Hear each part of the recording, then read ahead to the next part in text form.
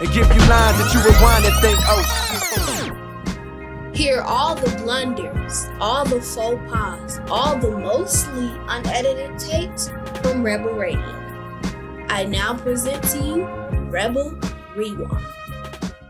Shortly, I will play the full audio from episode 205, My Type. However, I want to issue a trigger warning that this episode is about colorism, so some of the language that we use and the things that we talk about may be triggering for some listeners, so listener discretion is advised. And now let's get into this Rwebel Rewind. To record. Do you hear me? Okay. So, like any black family, we have seen colorism firsthand and secondhand. And I want my brother Josiah to lead this conversation because he's the only one of us who actually experiences colorism. So you can kind of start by sounding off on it. Yeah, and here we go. So, colorism is a real thing for people that don't understand it. I don't see how you don't understand it, but I just think that people who are lighter skinned, fairer skinned, closer to them, Caucasians, are treated better than people who are darker complexion. And I'm the darkest out of us because I take after our mother who's darker, and then it was our father who just Javanna took after. So like Javanna was saying, I've dealt with it because as a dark skinned black man, you deal with, you deal with everything. You deal with people's ideas, expectations of you. You deal with the fact that you can't be super angry because if you get angry, then it becomes, oh my God, he's a threat. He's this, he's that. And then you also deal with like people looking at you like, oh, he's just another nigga. He's just this, he's just that. And so for me, I think colorism is real because not just because we know white people project their insecurities or their shortcomings onto other people, but it's also within just us. Like, just leave the white people out for a second. If you're talking just strictly black people, people treat women that are lighter skinned or light skinned better than dark skinned. People treat men that are light skinned better than they treat dark skinned. And it's a literal fact, I believe. Like, I feel like you can go and ask 50 people if you had to choose between these two people and they had the same everything, same personality, same looks. Who would you choose? And most of the time, 9 times out of 10, they're gonna choose the light skin. If you look at all of the women or men that are in the entertainment industry, all these rappers that's popping, most of the popping women or popping men are light skinned. They're not. No, I won't say that because there's some dark skin. But if you look at a lot of it, it's just like they like, oh my gosh, she's so fine, or he's so fine, or whatever. And then it's like a dark skinned person that looks the same way. Like, compare Saweetie and Flo Milli, or compare Dreezy Tink. Those are two dark skinned women from Chicago. Shout out to them.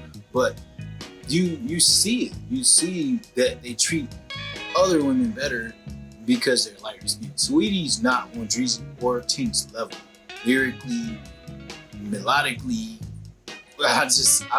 I'm not trying to knock her. She can, excuse me. She can continue to get her money. Like, I want her to succeed and excel, but I just don't feel like it should come at the expense of you not giving support to these dark-skinned, not conventionally pretty women. And yeah, for me, I just feel that the more you push these, oh, she likes me, so she's fine, the bigger divide it creates, because I feel like you should treat people the same. If you're light skinned, dark skinned, they all deserve respect, they all deserve love, admiration, support, just because they're coming from where they come from, trying to get to a better place. That's pretty much what I got to say about it. But so do you all know who Danny Lay is? She's like a singer and a rapper. They know. Do you know who she is? Oh, I know. Empire? No. So basically, she's this white girl who call herself Yellowbone, and she's dating a baby. So I just wanted to kind of talk about that. Personally, that is a Caucasus baby from the Slavic mountains. For real. I'm gonna put the Cat Williams audio on here. This baby is rice-skinned, but not light-skinned. That is a white child. That is Caucasian from the mountains of Caucasus. That is a Slavic baby, a Viking from Iceland. Because that was funny. Because that's who she is. And she called herself Yellowbone. And then when people got mad at her, she said, oh, I'm just trying to make a song to put on light-skinned women, to put on my light-skinned women. Ma'am, you're not light-skinned, you're white-skinned. That's right. What are you, what are you even saying? But Jess, do you have anything that you want to say about colorism and just anything that you've seen personally? Well, I guess I work with it. You know, the light people in my job, they get treated better than the darker people. All the darker people get like the grunt work and stuff. And it's like if you're not really light and you don't have good hair, and that's what I keep thinking about. It's like your hair thing and it goes into your skin and stuff. You get treated really badly, and it's like people hate you. They call you all these names. They put all these thoughts in your head. They shut you out. They make you look like this. And if you say something, they get you. It's like if you do something, they get you. If you don't do anything, they get you. It's this constant back and forth thing, and it's like, you know, I just feel like I feel personally that dark-skinned people are the most beautiful ones. They're the fairest of them all. You know, when you're lighter, you struggle with age, laugh lines, acne, being red, you burn in the sun and everything. You don't have that melanin. You don't glisten and glow. And I think also, like, going into, you know, the hair thing, people with better hair, they have to wash it every day or they get lice and it fall out and it's greasy and everything. It's not clean and, you know, curly. It's not beautiful. And I think, you know, the dark-skinned people are like the beautiful ones, and I keep trying to push out that they are the beautiful ones, but society keeps just beating them down over and over again, calling them ugly, criminals, monsters, crazy, you know, mythics, you know, feral childs, monkeys, rats, dogs. Right. Like, what is wrong with you? You know, cunts and all this. Yeah. You know, derogatory terms. And it's really a struggle to me. I look at my brother and my mother, and they don't have as much stuff. You know, I think my mother struggles a lot, you know, in comparison to her lighter sister.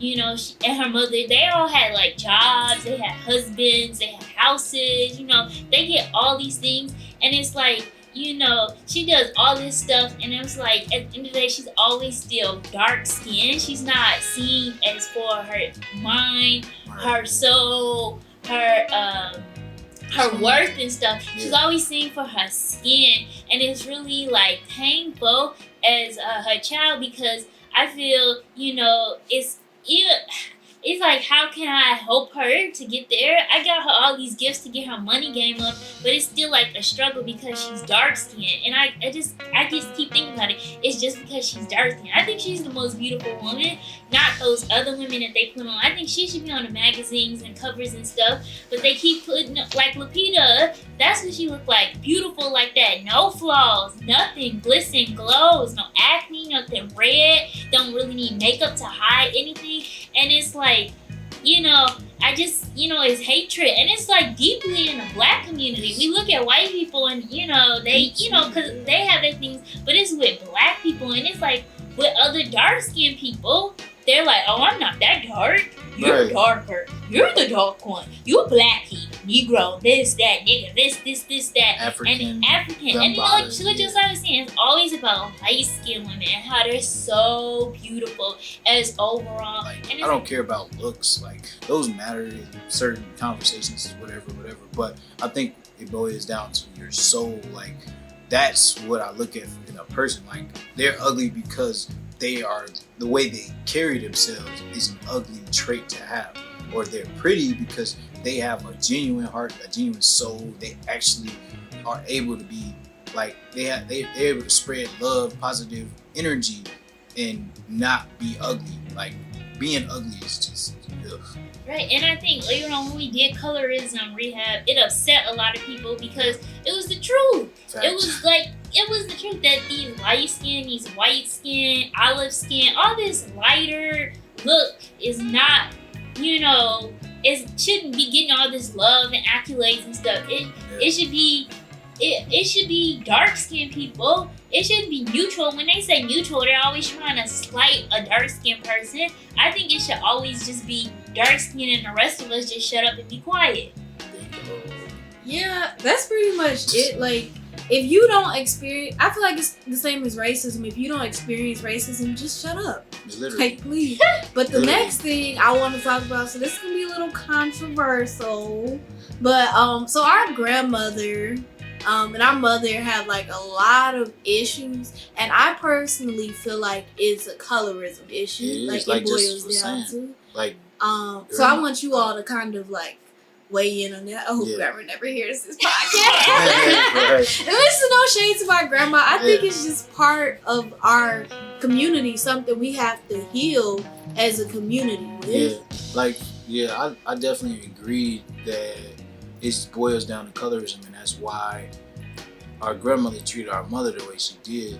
Like, because she was treated a certain way because she was light skinned, and like she was the quote unquote pretty one of the group. So people treated her different, and then it boiled down and became a generational thing because then she treated our mother like nothing. Well, not like nothing, but almost like that, because she was darker skinned. She wasn't conventional. She wasn't the normal mind. She has the mind, like, she's a genius, and she knew it when she was younger. She knows it now. Like, she knew what she wanted to be, where she wanted to go. She made her mistakes. She had her ups and her downs, but I don't think that makes it okay that you treated her as like less than because she was darker skinned. And it could be, oh well, it wasn't that, but to me it boils down to that, because you didn't treat our other sister who's lighter skinned.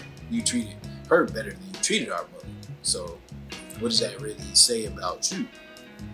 Yeah, I think it is like that. Like, these light skinned women, they go and they lay with these dark skinned men, and what do they expect the child to look like? No, it's gonna look like the father. One of the children's gonna come out like that. Then they're gonna be like, why is that baby so dark? Right, and I think Right. that's what happened with my grandmother and my mother.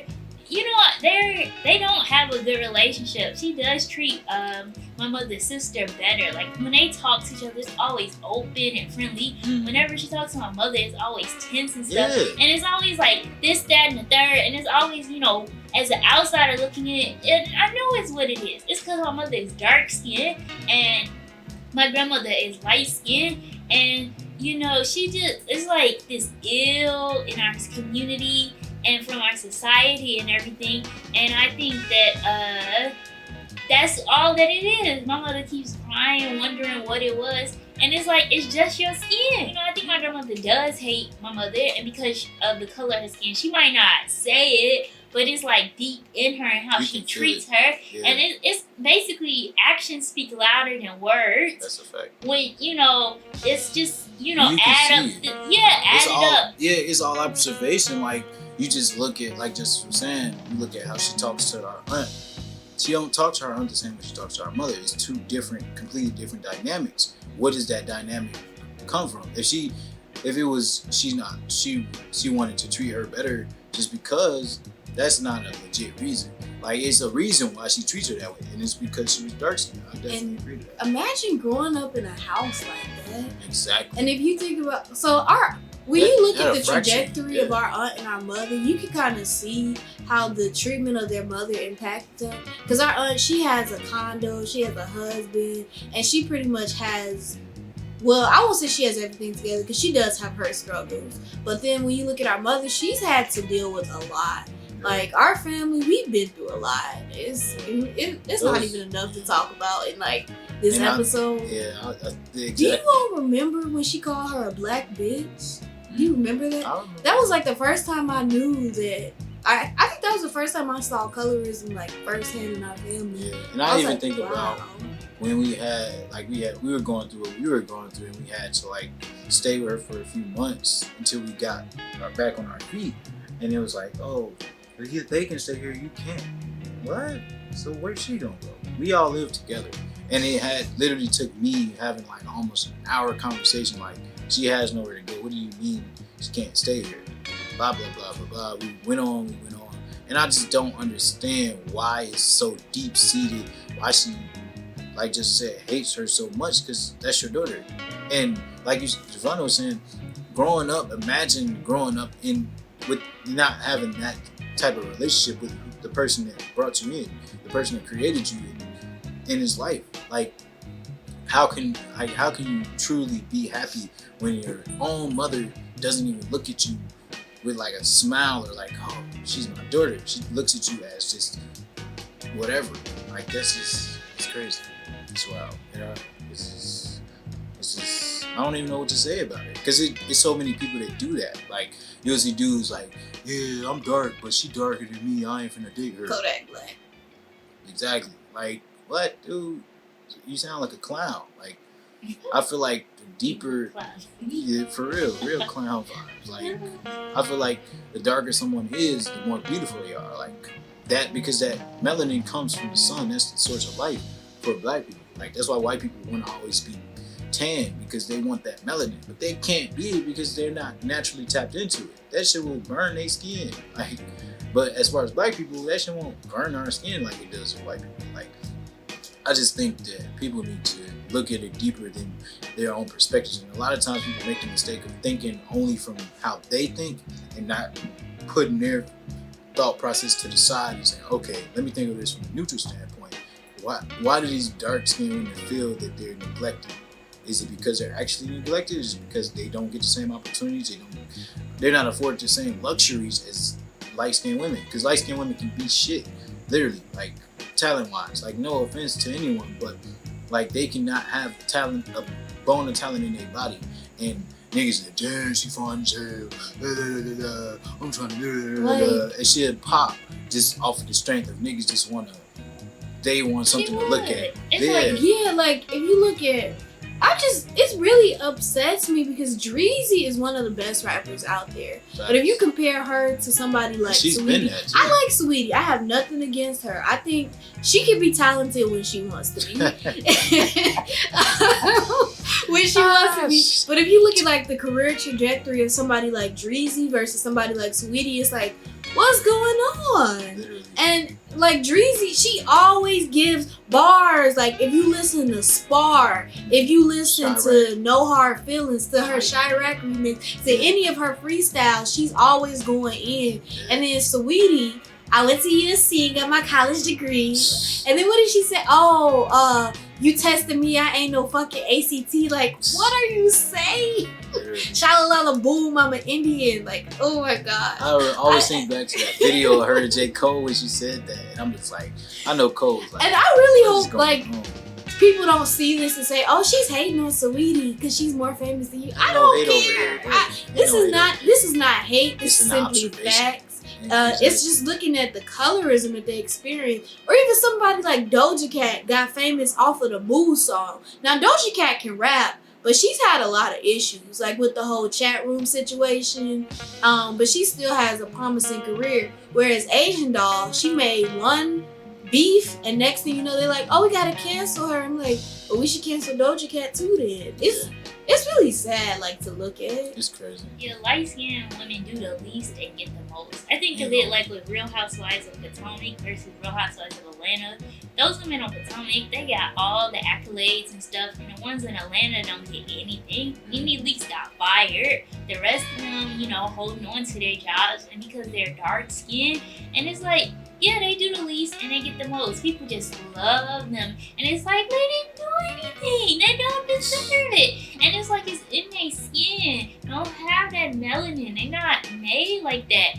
And, people with more melanin and that are dark skinned and are darker, and, like Wesley Snipes, or I think of my mother's friend, like Serinda, they struggle so much. Like, Serinda got the coronavirus, and then Wesley Snipes had his tax evasion stuff. They have these struggles, and, not to say that people are out to get them or anything, but they are. They do malicious and hateful things to dark-skinned people. If you're lighter, you get to walk around easier. If you darker, you don't. You say anything, it's bam, bam, bam, over it. If you don't say anything, well, you a chicken, you a pussy, you a this, you a that. And it's like, where is the happy medium?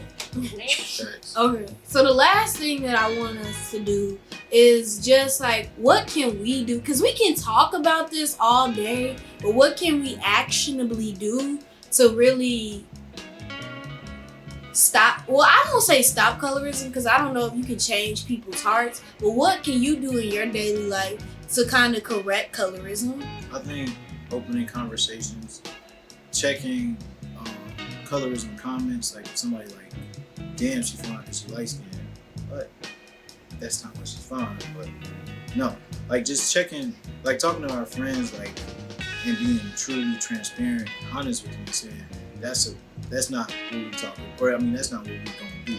Like we not gonna put her down because she is just dark skinned and you think that she doesn't look good.